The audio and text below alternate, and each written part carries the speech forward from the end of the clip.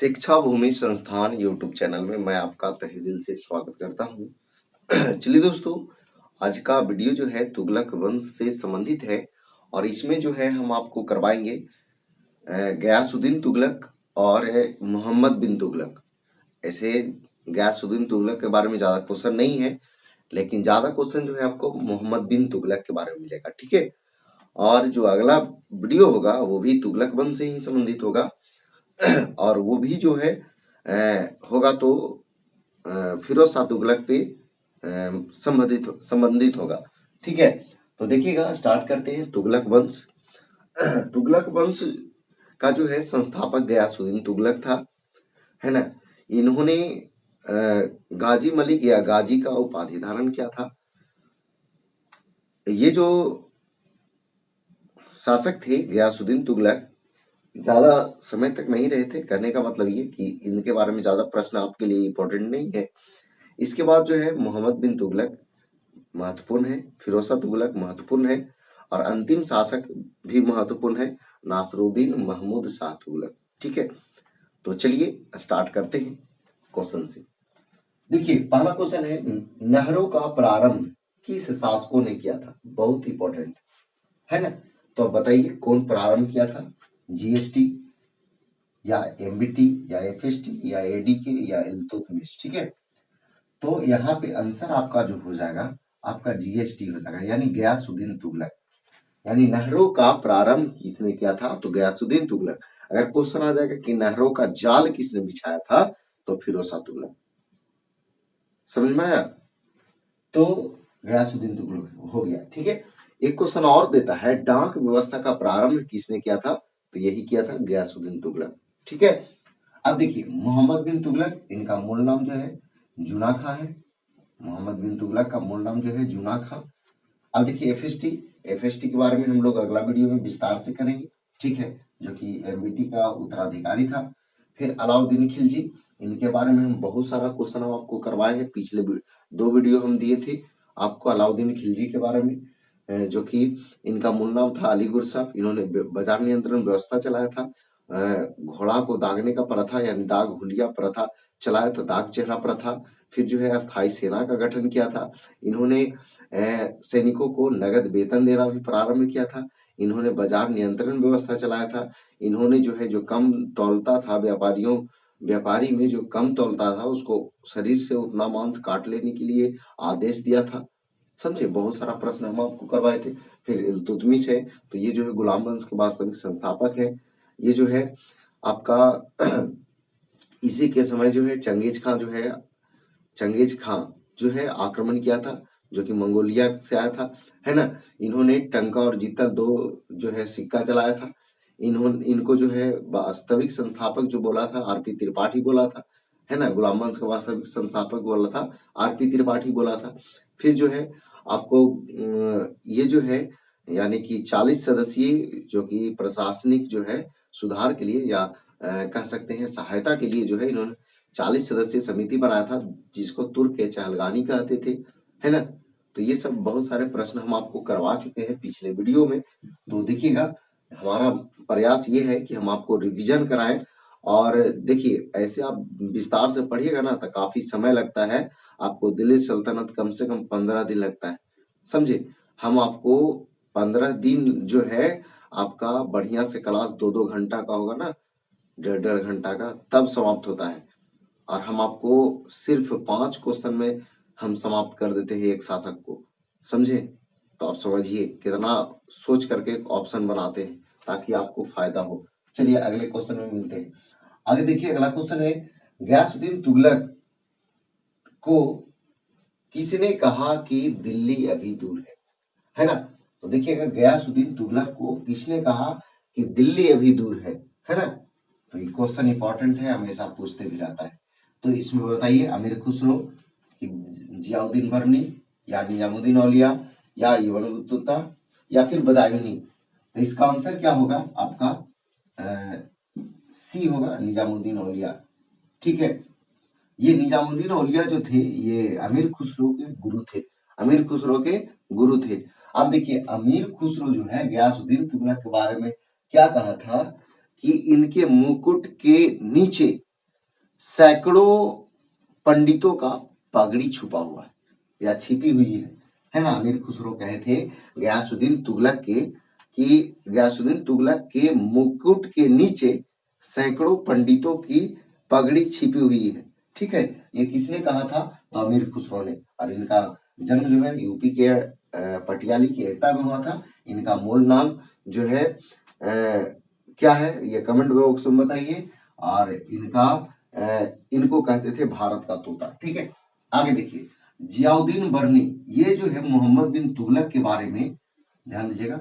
मोहम्मद बिन तुगलक के बारे में जो है क्या कहा था? तो ये कहा था कि मोहम्मद बिन तुगलक जो है सृष्टि का आश्चर्य है। सृष्टि का आश्चर्य जो है किसको बताया था? जियाउद्दीन बर्नी तो मोहम्मद बिन तुगलक को। कैसे याद रखिएगा ना, देखते हैं न कहता है कि लगा है बरीत है, ऐसे लगा है कि तू ही सृष्टि के आश्चर्य है ना। तो वही ये जो है मोहम्मद बिन तुगलक को सृष्टि का आश्चर्य कहा था। फिर इब्न बतूता जो है मोहम्मद बिन तुगलक को क्या कहा था कि ये जो है कठोर और दयालु का मिश्रण, कठोर और दयालु का मिश्रण है। किन के बारे में कहा था?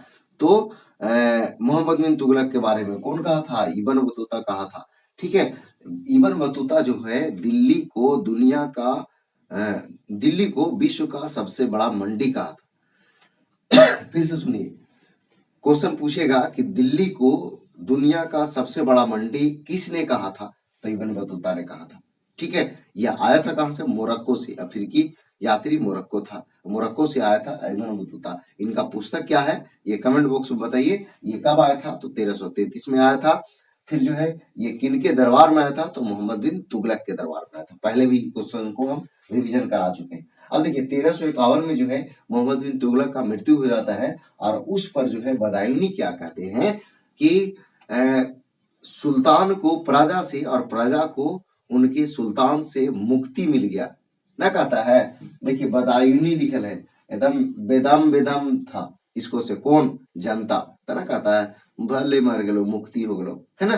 तो एमबीटी के बारे में जो है बदायूनी ने क्या कहा कि प्रजा को संतान से और संतान को प्रजा से मुक्ति मिल गया। ये जो है कहा था किसने? बदायूनी ने। आगे बढ़ते हैं, अगला क्वेश्चन है जूना खां। जूना खां को किस नाम से नहीं जानते? तो देखिएगा अमीरों का राजा, इस्लाम विरोधी, पागल बादशाह, विरोधी तत्वों का मिश्रण, गाजी मलिक। बताइए कौन आंसर होगा? तो यहाँ पे आंसर जो है आपका ई होगा। ठीक है, गाजी मलिक के नाम से जो है जानते थे गयासुद्दीन तुगलक को। ठीक है, गाजी मलिक के नाम से गयासुद्दीन तुगलक को, या फिर गाजी भी देता है। ठीक है, अब देखिए अमीरों का राजा मोहम्मद बिन तुगलक, इस्लाम विरोधी मोहम्मद बिन तुगलक, पागल बादशाह मोहम्मद बिन तुगलक, विरोधी तत्वों का मिश्रण मोहम्मद बिन तुगलक, और रक्तों का प्यासा तो ये भी जो है मोहम्मद बिन तुगलक। ये सभी नामों से जानते हैं मोहम्मद बिन तुगलक को। और उन्हीं का मूल नाम था जूना खां। और इन्हीं के याद में फिरोज शाह तुगलक ने जौनपुर शहर बसाए थे। और जौनपुर को पूर्व का सिराज कहते हैं। जौनपुर जो है गोमती नदी के तट पे है। ठीक है, चलिए आगे बढ़ते हैं। अगला क्वेश्चन है इब्न बतूता जो है भारत कब आया था? तभी हम बता चुके हैं कब आया था। तो बताइए, ये आंसर होगा 1333। आंसर क्या होगा? 1333। अब देखिए 1326 था, तो 1326 में क्या हुआ था? ध्यान दीजिए 1326 में जो है राजधानी परिवर्तन हुआ था। ये जो है दिल्ली से दौलताबाद जो है राजधानी को परिवर्तन किए थे। कौन? तो मोहम्मद बिन तुगलक। फिर क्या हुआ? जब दिल्ली से दौलताबाद चला गया राजधानी, तब जो है दिल्ली में कुछ जो है गड़बड़ स्थिति होने लगा, कमजोर स्थिति होने लगा। और उनको जो है मोहम्मद बिन तुगलक को दिल्ली वाले जो दिल्ली वासियों पर विश्वास नहीं था, है ना। इसलिए फिर जो है पुनः 1335 में दौलताबाद से पुनः दिल्ली को राजधानी स्थानांतरित किया था। कौन? तो मोहम्मद बिन तुगलक। पहले तो ये क्वेश्चन है कि राजधानी परिवर्तन दिल्ली से दौलताबाद किसने किया था? तो मोहम्मद बिन तुगलक। फिर जो है दिल्ली में कुछ समस्या उत्पन्न हो जाने के कारण वो जो है पुनः जो है दिल्ली को ले आया था। कौन? तो मोहम्मद बिन तुगलक। और कब? तो 35 में, 1335 में। आगे देखिए, देखिए अगला है 1336।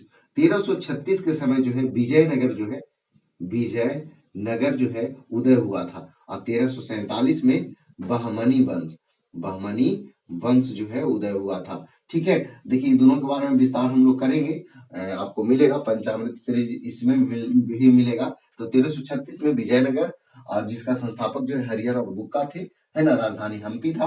फिर 1347 में बहमनी वंश, जिसका संस्थापक हसन गंगू था, और इसका राजधानी जो है गुलबर्गा कर्नाटक में था। ठीक है, तो ये जो है उदय हुआ था। क्वेश्चन पूछ देगा बहमनी या विजयनगर का उदय जो है किन शासकों के मध्य समय हुआ था, तो ये हुआ था मोहम्मद बिन तुगलक के समय। ठीक है, अब देखिएगा अगला जो है 1342, 1342 में जो है इबन बतूता 1333 में जब आया, तो 1342 में जो है इनको चीन का राजदूत बना करके भेजा गया। चीन जो है राजदूत बना करके भेजा गया 1342 में। ठीक है, इस बात को याद रखेंगे। अगला क्वेश्चन है एमबीटी का निम्न में से कौन सा कार्य नहीं किया, कौन सा कार्य जो है नहीं किया, यानी द्वाब में कर वृद्धि, राजधानी परिवर्तन, प्रतीकात्मक सिक्का, खुरासान पर आक्रमण, खुरासान पर आक्रमण। ध्यान दीजिएगा, ये सभी जो है इंपॉर्टेंट है। फिर जो है देखिए हम सैनिकों का पद वंशानुगत, तो सैनिकों का पद वंशानुगत जो है ये इसका सही आंसर होगा, ये इसका सही आंसर होगा। ये वंशानुगत जो है ये नहीं किया था, ये कौन किया था, तो फिरोज शाह तुगलक किया था। ठीक है, सैनिकों का पद वंशानुगत कर दिया था, इसलिए उनके समय जो है सैनिकों में ज्यादा भ्रष्टाचार था। अब देखिए थोड़ा सा ये सब बात के बारे में बताते हैं। दुआब में कर वृद्धि, पहले तो क्या था कि दुआब में जो है कर वृद्धि क्या हुआ, पहले कर जो लिया जाता था तो 1/3 लिया जाता था, ये बढ़ा करके जो है 1/2 कर दिया, यानी कि 1/2, यानी कि एक मतलब कह सकते हैं आधा था, और क्या 1/3 था, 1/3 से बढ़ा करके जो है 1/2 कर दिया था। और यहाँ से जो है द्वाब में कर वृद्धि किया।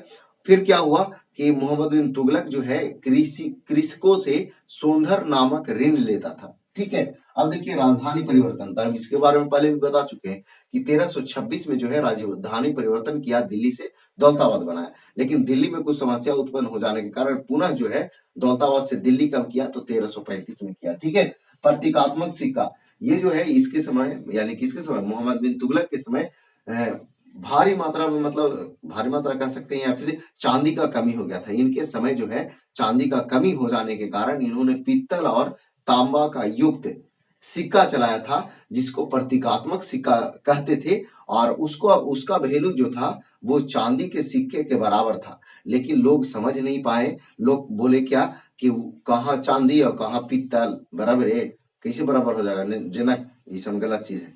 तो ये जो है मानने से मतलब नहीं माना जनता, और ये जो है कह सकते हैं तो एक तरह से असफल रहा था इनका प्रयास। ठीक है, फिर जो है खुरासान पर आक्रमण, देखिएगा क्या था खुरासान पर आक्रमण। देखिए खुरासान जो है मध्य एशिया में एक जगह है, और वहां जो है उत्तराधिकारी के लिए युद्ध चल रहा था, लड़ाई चल रहा था।